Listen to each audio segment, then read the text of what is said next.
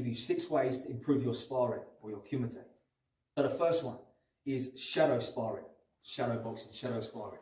Okay, so what we want to be doing is keeping quite relaxed, throwing techniques out and imagining slipping, moving and dealing with attacks and returning attacks. You know, try and sort of play out a bit of a story in your mind, get some little combinations going. Imagine what the opponent might be doing in return to your attacks or your movements.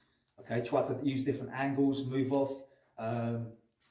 In front of a mirror is even better, so you can kind of see your movement there. Slip off to the side, you know, come back in, this kind of thing. Keep it relaxed and try different things out.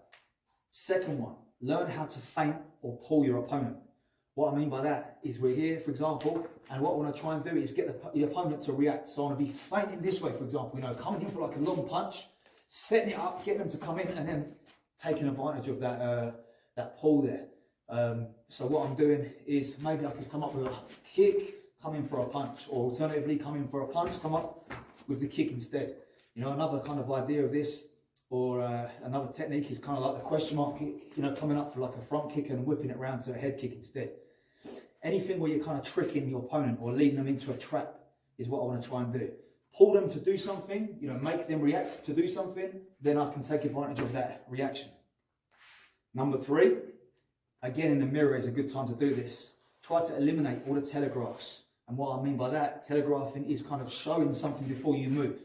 Okay, so we want to be looking in the mirror, watching yourself or even on video and just cleaning up your technique, you know, just making it as clean as we can make it without any kind of tells, you know, shoulder coming up, head coming down, any of this kind of thing. All your techniques, you know, your kicks, all your movements, try to get them as clean as possible so that they cannot be seen coming before you've thrown it. Number 4, pick a few combinations that you enjoy or that you're good at. You know, it could be anything. It could be like a punch, lead into another punch, come up with a kick or something. Drill a number of combinations, maybe 3 or 4 combinations that you're confident in, and get very good at those and use them as your go-to techniques when you're trying to spar. And you know, you're having a little go and you've got these techniques in your mind, so you can throw boom, boom, boom, know what techniques you're doing rather than kind of just be stuck trying to think of it on the spot.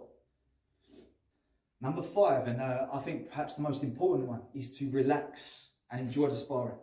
So, you know, what happens is sometimes it's too tense and people are sort of taking it too seriously almost.